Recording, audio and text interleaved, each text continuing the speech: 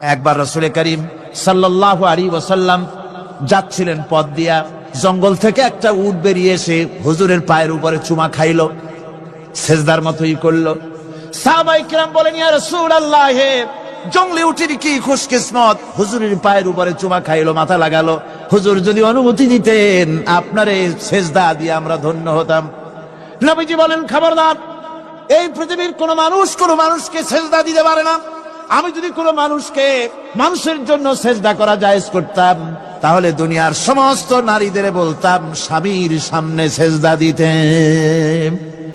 আমার ভাইয়েরা, মাছে গিলে ফেলেছে, মাছ পানির অথল তলদেশে চলে গেছে, মাছের পেটের ভিতরে জানলা নাই, দরজা নাই। হযরত ইউনূস আলাইহিস সালাম লক্ষ্য করলেন, এখন তো আর বাঁচতে পারবো না, মরা ছাড়া পথ নাই। ইউনূস আলাইহিস সালাম চিৎকার মারলেন, লা ইলাহা ইল্লা আনতা সুবহানাকা ইন্নী কুনতু মিনাজ জালিমিন। পড়েন সবাই, লা ইলাহা ইল্লা আনতা সুবহানাকা ইন্নী কুনতু মিনাজ জালিমিন। আমার বন্ধুগণ, এত বড় মারাত্মক বিপদের ভিতরে ইউনূস আলাইহিস সালাম যখন চিৎকার মারলেন, পানির ভিতরে বসে, মাছের পেটের ভিতরে বসে, আল্লাহ রাব্বুল আলামিন চুপ করে থাকলেন না, সঙ্গে সঙ্গে রাব্বুল আলামিন জবাব দিয়া দিলেন, ফাস্তাজাবনা লাহু ওয়া নাজ্জাইনাহু মিনাল গাম্মি ওয়া কাযালিকা নুজিল মুমিনিন। তুমি বিপদে পড়েছ, তুমি যখন চিৎকার মারলে, তোমার চিৎকারের আওয়াজ দুনিয়ার কেউ শোনে নাই, কোন রাজা বাদশাহ, তোমার আত্মীয় বন্ধু বান্ধব কেউ শোনে নাই। নদীর অতল তলদেশে মাছের পেটের ভিতরে বসে যে চিৎকার তুমি মারলে, পৃথিবীর কেউ শোনে নাই। আমি তোমার আরশের মালিক আল্লাহ রব্বুল আলামিন শুনেছি। শুধু শুনি নাই, জবাব দিয়া দিলাম, মাছের পেটের ভিতরে বেদনার সৃষ্টি করে দিলাম। মাছ ভেটে উঠলো নদীর উপরে, ব্যথার চোটে মাছ দেখলো, বমি করা ছাড়া পথ নাই। মাছ দরিয়ার কিনারে গিয়া বমি করে ফালাই দিল ইউনূস আলাইহিস সালামকে। আল্লাহ বলেন, ইউনূস রে বাঁচায় দিলাম। ও পৃথিবীর মুমিনেরা, শুধু ইউনূসকে নয়, পৃথিবীর মুমিন বান্দারা যখন বিপদে পড়বে আর আমার কাছে যদি তারা প্রার্থনা করে, আমার কাছে সাহায্য চাই, ওয়া কাযালিকা নুজিল মুমিনিন। আমার বন্ধুগণ, আল্লাহ রাব্বুল আলামিন বলেন, ইয়ানসুরকুমুল্লাহু ফালা গালিবা লাকুম। আল্লাহ যদি তোমাকে সাহায্য করেন, তবে কোন শক্তি তোমাকে তার উপরে জয়ী হতে পারবে না, কেউ তোমাকে তার থেকে ফিরাতে পারবে না। আর যদি আল্লাহ তোমাকে জিল্লতি দেন, যদি তোমাকে আল্লাহ পাক লাঞ্ছিত করেন, তোমাকে কেউ সম্মান দিতে পারবে না। দেখুন, ইব্রাহিম আলাইহিস সালামকে নমরুদ আগুনের মধ্যে ফালাই দিবে। জিবরাইল বলছেন, ইব্রাহিম আমার কাছে সাহায্য চাও, আমি তোমার বাঁচায় দেব, আগুনটারে নিভায় দিব। হযরত ইব্রাহিম বলেন, জিবরাইল, সাহায্য তোমার কাছে আমি কেন চাইব? তোমার কাছে সাহায্য চাওয়ার প্রশ্ন ওঠে না, কারণ আমি এমন কোন অন্ধ আল্লাহর ইবাদত করি না যে আল্লাহ তার গোলামের দুঃখ নিজের চোখে না দেখেন। আমি আগুনে পড়ে গেলে, আগুনে জ্বললে পরে আমার আল্লাহ যদি খুশি হন, তাহলে এরকম আগুনে 1000 বার পুড়ে জীবন দিতে আমি ইব্রাহিম রাজি আছি। ইব্রাহিম আলাইহিস সালাম আগুনে পড়ে গেলেন, আল্লাহ পাক দেখলেন ইব্রাহিম পাস করছে, আগুনের ভিতরে পড়ে গেলেন। আল্লাহ পাক সঙ্গে সঙ্গে আগুনের প্রতি নোটিশ করে দিলেন, ইয়া নারু কুনি বারদাও ওয়া সালামান আলা ইব্রাহিম ওয়া ইলা আদিন আখাহুম হুদা قال يا قوم اعبدوا الله ما لكم من إله غيره। সালেহ আলাইহিস সালাম সম্পর্কে আল্লাহ পাক বলেন, وإلى ثمود أخاهم صالحا قال يا قوم اعبدوا الله ما لكم من إله غيره। সালেহ আলাইহিস সালামকে তার জাতির কাছে, সামুদ জাতির কাছে তাদের ভাই সালেহকে পাঠালাম। তিনি জাতির কাছে গিয়ে বললেন, হে আমার জাতি, এক আল্লাহর গোলামি করো, তার দাসত্ব করো, তিনি ছাড়া তোমাদের কোনো ইলাহ নাই, আইনদাতা নাই, বিধানদাতা নাই। এভাবে শোয়েব আলাইহিস সালামকে পাঠানো হলো মাদিয়ানবাসীদের জন্য, এবং বলা হলো, তিনি এসে বললেন, হে আমার জাতি, এক আল্লাহ ছাড়া তোমাদের কোনো ইলাহ নাই। তো এ কথার দ্বারা আমরা কি বুঝলাম? সমস্ত নবীরাই আল্লাহর গোলামির দাওয়াত দিয়েছেন। কোন নবী বলেন নাই, ও আমার জাতি, তোমরা আমার গোলামি করো। কেউ বলেছেন? জোরে বলেন, কেউ বলেছেন? বলেননি। সমস্ত পয়গম্বরের, আম্বিয়া আলাইহিমুস সালাম, সবাই বলেছেন আল্লাহ পাকের গোলামি করো, তার আনুগত্য করো। আল্লাহ রাব্বুল আলামিন বলেন, প্রত্যেক জাতির নিকট আমি রাসূল প্রেরণ করেছি, কোন জাতি বাদ পড়ে নাই। ওয়ালাকাদ বা'আসনা ফি কুল্লি উম্মাতির রাসূলা আন ইবুদুল্লাহা ওয়াজতানিবুত তাগুত। আমি প্রত্যেক জাতির জন্য রাসূল প্রেরণ করেছি। সবাই এসে রাসূল পয়গম্বরের দাওয়াত দিয়েছেন, আনি ইবুদুল্লাহ, এক আল্লাহর গোলামি করো, এক আল্লাহর দাসত্ব করো, ওয়াজতানিবুত তাগুত, আর তাগুতকে বর্জন করো। তাগুতের অর্থ মনে আছে আপনাদের? তাগুত যাদের মনে নেই আবার শোনাই। তাগুত বলা হয় সেই শক্তিকে, যে শক্তি শুধু নিজেই আল্লাহর আইন অমান্য করে না, অন্যদেরকেও আল্লাহর আইন অমান্য করতে বাধ্য করে, সেই শক্তিকে বলা হয় তাগুত। আল্লাহ পাকের সমস্ত নবীরা বলেছেন এক আল্লাহর গোলামি করো, তাগুতকে বর্জন করো। কোরআনে কারীম বলছে, ফামান ইয়াকফুর বিত্তাগুতি ওয়া ইউমিন বিল্লাহি ফাকাদ ইসতামসাকা বিল উরওয়াতিল উসকা লা ইনফিসামা লাহা ওয়াল্লাহু সামিউন আলিম। ফামান ইয়াকফুর বিত্তাগুত, যারা তাগুতকে অস্বীকার করেছে, ওয়া ইউমিন বিল্লাহ, এবং এক আল্লাহর উপরে বিশ্বাস স্থাপন করেছে, ফাকাদ ইসতামসাকা বিল উরওয়াতিল উসকা, তারা এমন এক মহান, এমন এক দৃঢ় অবলম্বন গ্রহণ করেছে, যা তাকেই কোনো কিছুই তাকে ধ্বংস করতে পারবে না, বিচ্ছিন্ন করে দিতে পারবে না, ক্ষতিগ্রস্ত করতে পারবে না, বিপর্যস্ত করে দিতে পারবে না, এমন এক অবলম্বন সে গ্রহণ করেছে। তাগুতকে বর্জন করতে হবে এবং আল্লাহর উপর ঈমান আনতে হবে, আল্লাহর গোলামি করতে হবে। এই কথাই কোরআনে কারীমের মধ্যে আল্লাহ সুবহানাহু ওয়া তাআলা বারবার বলেছেন, গোলামি করতে হবে আল্লাহ পাকের। সমস্ত নবীরা বলেছেন ইয়া কওমি। নবীরা কি বলেছেন? হে আমার জাতি। এই দাওয়াত যখন আমাদের নবী দিলেন, বিশ্ব নবী যখন এই দাওয়াত দিলেন, আল্লাহ রাব্বুল আলামিন তার মুখ থেকে এই দাওয়াত যখন পেশ করালেন, তখন তিনি দাওয়াতটা এভাবে দিলেন, ইয়া কওমি বললেন না। হুজুর কি ইয়া কওমি বলেছেন? কখনো বলেন ইয়া কওমি। আল্লাহ হুজুরের মুখ দিয়ে কথা বের করার নাই, যেহেতু হুজুর তো আঞ্চলিক নবী নন, হুজুর তো গোত্রভিত্তিক নবী নন। রাসূল করিম সাল্লাল্লাহু আলাইহি ওয়াসাল্লাম কোন ভাষাভিত্তিক নবী নন। রাসূল কি নবী? চিল্লায় কোন না। আল্লাহ পাক কোরআনে কারীমের মধ্যে বলেছেন, কুল ইয়া আইয়ুহান নাসু ইন্নী রাসূলুল্লাহি ইলাইকুম জামিআ। হে নবী, আপনি বলুন, ও মানব সকল, ও পৃথিবীর মানব সকল, আমি আল্লাহর পক্ষ থেকে তোমাদের সকলের জন্য আমি নবী হয়ে এসেছি। সকলের জন্য আমি রাসূল। যেহেতু বিশ্ব নবী, সেহেতু তার মুখ থেকে আল্লাহ পাক ইয়া কওমি বের করেন নাই, ও আমার জাতি, তা না।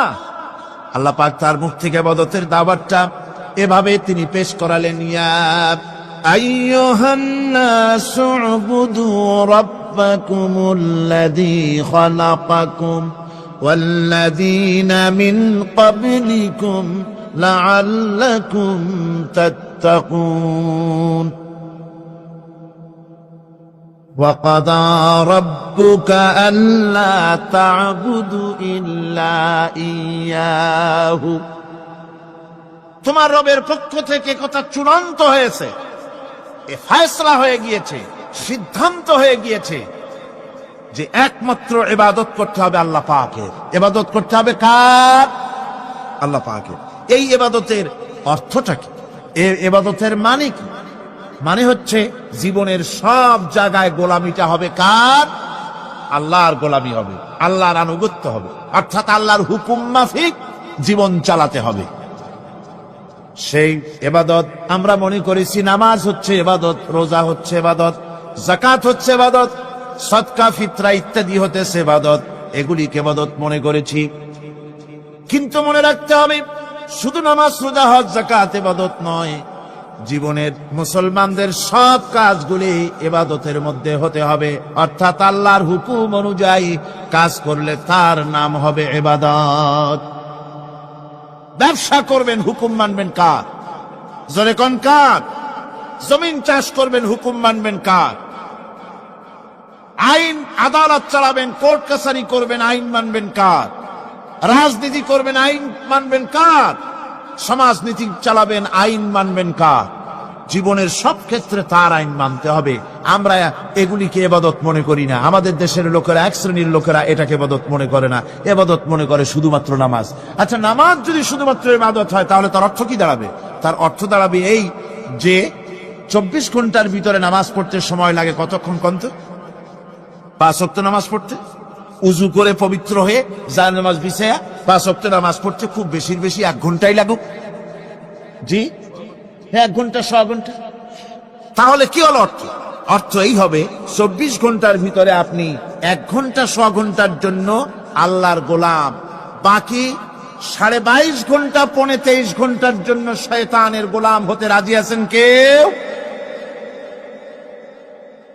রোজা যদি শুধুমাত্র ইবাদতের নাম হয় তাহলে তার অর্থ দাঁড়াবে 12 মাসের ভিতরে 1 মাসের জন্য আপনি আল্লাহর গোলাম, আর 11 মাস শয়তানের গোলাম। কে কে হবেন হাত তুলে দেখান তো।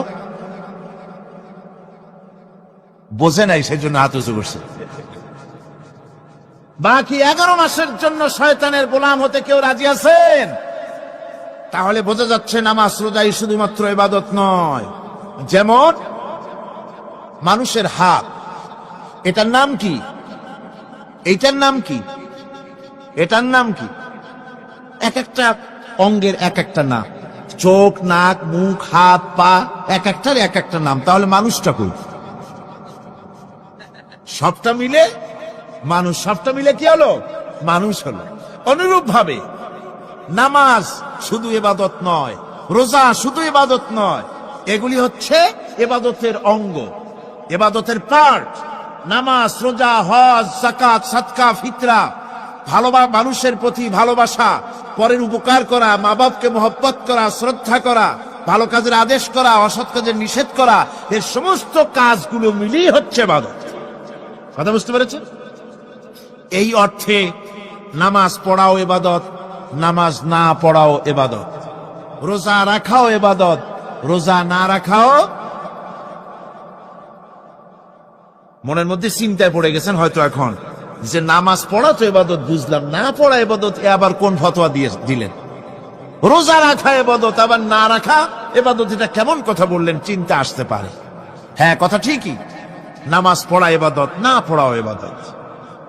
সর্বক্ষণ আপনি নামাজ পড়েন, জায়েজ আছে, কিন্তু 24 ঘন্টার ভিতরে 3টা সময় নামাজ পড়া হারাম। কোন কোন সময়? ঠিক সূর্য উদয় হওয়ার সময়, ঠিক সূর্য মাথার উপরে থাকার সময়, আর ঠিক অস্তগামী হওয়ার সময়। এই 3 সময় নামাজ পড়া সম্পূর্ণ নিষিদ্ধ। এই 3 সময় নামাজ না পড়াটাই ইবাদত। আল্লাহর হুকুম মানতেছেন, নিষেধ করা হয়েছে নামাজ পড়ো না, পড়বেন না। আবার রোজা রাখা, সারা বছর রোজা রাখেন, সওয়াব হবে, কিন্তু বছরের 2 ঈদের 5 দিন রোজা রাখাকে হারাম করা হয়েছে। এই সময় রোজা না রাখাটাই। তাহলে কি বোঝা গেল? বোঝা গেল এই জীবনের সমস্ত কাজগুলি আল্লাহর হুকুম মাফিক হওয়ার নামই। আপনি ব্যবসা করতে যাবেন, ওজনে যদি কম না দেন, খাদ্যে যদি ভেজাল না দেন, আর আপনি যদি সততাপূর্ণ ব্যবসা করেন, যতক্ষণ ব্যবসার ওই দোকানে বসে থাকবেন, ফ্যাক্টরিতে বসে থাকবেন, ততক্ষণ পর্যন্ত আপনার ইবাদত হবে।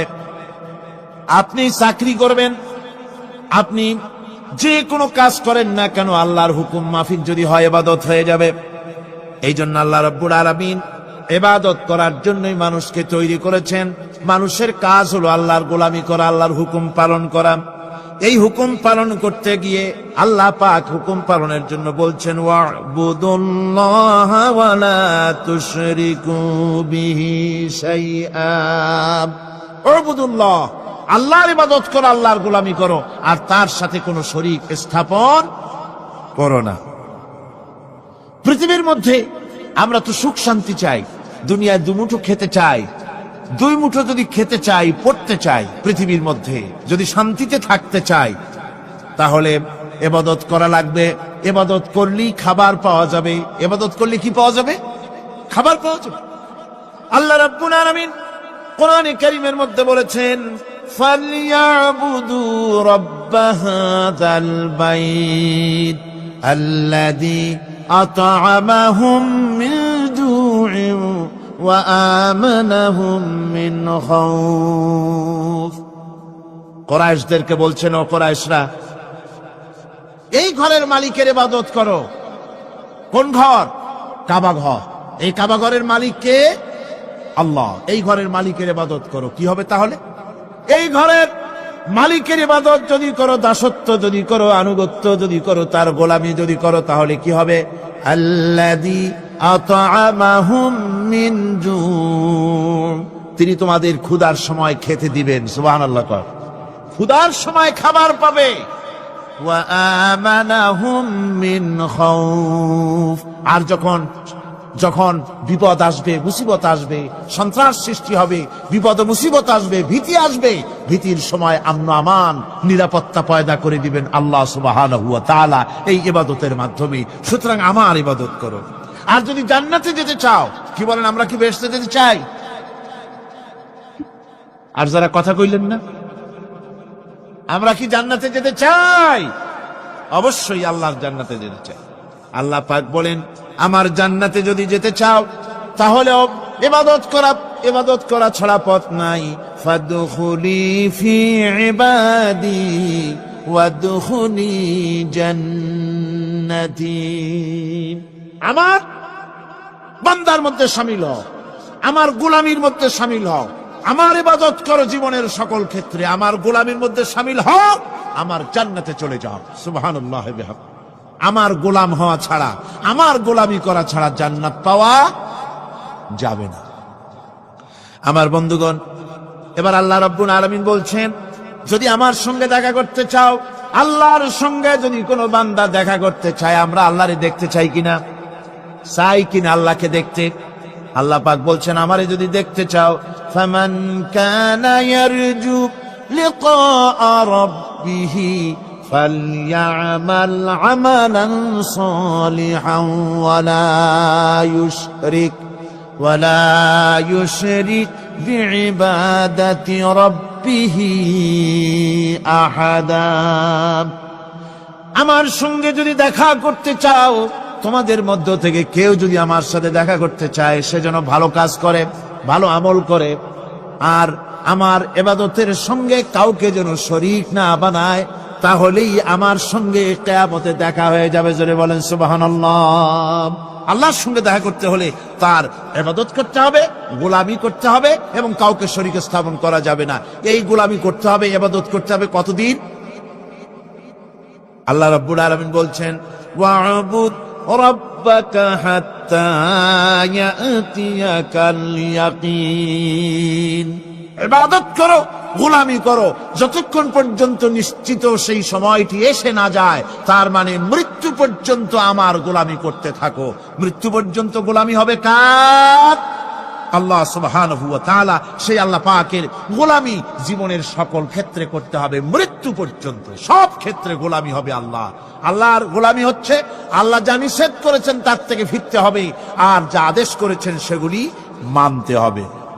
যারা নিজেদের সৃষ্টির উদ্দেশ্য বোঝে না, আল্লাহর সামনে মাথা নত করার পরিবর্তে অহমিকতা করে, অহংকার করে, আল্লাহর সামনে মাথা নত করে না, ইবাদত করে না আল্লাহ, তাদের সম্পর্কে আল্লাহ রাব্বুল আলামিন বলছেন, ইন্নাল্লাযীনা ইস্তাকবিরুনা عن عبادتي سيدخلون جهنم داخرين যারা আমি আল্লাহর সঙ্গে অহংকার করে আমার ইবাদত করে না, আমার গোলামি করে না, আমার সামনে মাথা নত করে না, অহংকার অহমিকতা করে যারা জীবন চালায়, আমি কিয়ামতের দিন তাদেরকে লাঞ্ছিত করব আর জাহান্নামে পাঠাবো। যারা আল্লাহর গোলামি করবে না, আল্লাহর ইবাদত করবে না, অস্বীকার করবে আল্লাহর গোলামিকে, অহমিকতা করে চলবে, তাদের জায়গা হবে কোথায়? জাহান্নামের মধ্যে। সুতরাং মানুষের মর্যাদা বাড়ে আল্লাহর গোলামিতে। মর্যাদা বাড়ে কিসে? আল্লাহর গোলামিতে। গোলামি করলেই মর্যাদা বাড়বে। এই জন্য আল্লাহ পাক কোরআনের মধ্যে, কোরআনে কারীমের মধ্যে সবচাইতে মাহবুব আল্লাহ পাকের মাহবুব বান্দাদের কথা যখন বলেছেন, তখন নাম নেন নাই, আব্দুন শব্দ ব্যবহার করেছেন, গোলাম বলেছেন, বান্দা বলেছেন। আমার বান্দা। বান্দা হচ্ছে মানুষের জন্য সবচাইতে বড় ডিগ্রি আল্লাহর পক্ষ থেকে। আলিম, ওলামা, পীর, বুজুর্গ, সাহাবী, পেগম্বর, নবী, রসুল, সবচাইতে বড় খিতাব হচ্ছে আব্দ। আল্লাহর গোলাম হওয়া, আল্লাহর প্রিয় ডাক হচ্ছে আব্দ। মানুষকে আল্লাহ যাকে সবচাইতে বেশি ভালোবাসেন, যাদেরকে বেশি ভালোবাসেন, তাদেরকে আব্দ বলেছেন। কি বলেছেন বলুন? আব্দ, বান্দা। আল্লাহ পাক এই পৃথিবীতে সবচাইতে বেশি ভালোবেসেছেন কাকে? মুহাম্মদুর রাসূলুল্লাহ সাল্লাল্লাহু আলাইহি ওয়াসাল্লাম। তাকে আল্লাহ পাক সবচাইতে বেশি ভালোবাসেন। এবার দেখুন আল্লাহ রাব্বুল আলামিন তার হাবিবকে কি নাম দিয়ে ডাকতেছেন? নাম নেন নাই, নবী এবং রাসূলও বলেন নাই। কোরআনে কারীমের ভিতরে রব্বুল আলামিন তার হাবিবকে আব বললেন। যেমন দেখুন, ইন কুনতুম ফি রাইবিম মিম্মা নাযালনা আলা আবদিনা, আমি যে কিতাব নাজিল করেছি আমার বান্দার উপরে, তোমাদের যদি সন্দেহ হয়, এই যে বান্দা আমার আব্দের উপরে নাজিল করেছি, এই আব্দকে মুহাম্মদুর রাসূলুল্লাহ সাল্লাল্লাহু আলাইহি ওয়াসাল্লাম আব্দ, অর্থাৎ সবচেয়ে প্রিয় ডাক হচ্ছে আল্লাহর পক্ষ থেকে বান্দার জন্য আব্দ। স্নেহপূর্ণ না, স্নেহপূর্ণ ডাক, মহব্বতপূর্ণ ডাক। অন্য আয়াতে আমরা দেখতে পাই, তাবারাকাল্লাযী নাযালাল ফুরকানা আলা আবদিহি লিয়াকুনা লিল আলামিনা নাযীরা। অতীব বরকতপূর্ণ সেই মহান সত্তা যিনি তার বান্দার উপরে ফুরকান নাজিল করেছেন। হুজুরের নাম নেন নাই, রাসূল বলেন নাই, বলেছেন আব্দ। কি বলেছেন? আব্দ, আমার বান্দা। এরপরে আল্লাহ রাব্বুল আলামিন অন্য আয়াতে বলেছেন, সুবহানাল্লাযী আসরা বিআবদিহি লাইলাম মিনাল মাসজিদিল হারামি ইলাল মাসজিদিল আকসা। সমস্ত দুর্বলতা, অক্ষমতা থেকে মুক্ত সেই মহান সত্তা যিনি তার বান্দাকে রাতের একটি অংশে ইসরা করিয়েছিলেন। এখানে আব বলে আল্লাহ পাক বুঝিয়েছেন কার কথা? কার কথা বুঝালেন? রাসূল করিম সাল্লাল্লাহু আলাইহি ওয়াসাল্লামের কথা, তার কথাই বুঝালেন। তিনি হচ্ছেন আব্দ। সুতরাং আব্দিয়ত, গোলামি, আল্লাহর গোলামি হলো জীবনের সবচাইতে বড় কথা। আল্লাহর গোলাম হওয়ার চাইতে বড় আর কিছু নাই পৃথিবীতে। আমরা হচ্ছি আল্লাহর গোলাম। যারা বলেন আমরা কি? আমরা যে গোলাম, সে কথা বলতে মনে হয় কারো কারো একটু লজ্জা লাগে যে আমি চৌধুরী মানুষ বা অমুক একটা লোক, অমুক একজন সম্মানী লোক, গোলাম আমি, এটা বলা কি লজ্জার কথা? এরকম একটু মনে মনে কোনো অসুবিধা কারো হয় নাকি? জোরে কোন তো আমরা কি? কার গোলাম? সুবহানাল্লাহ।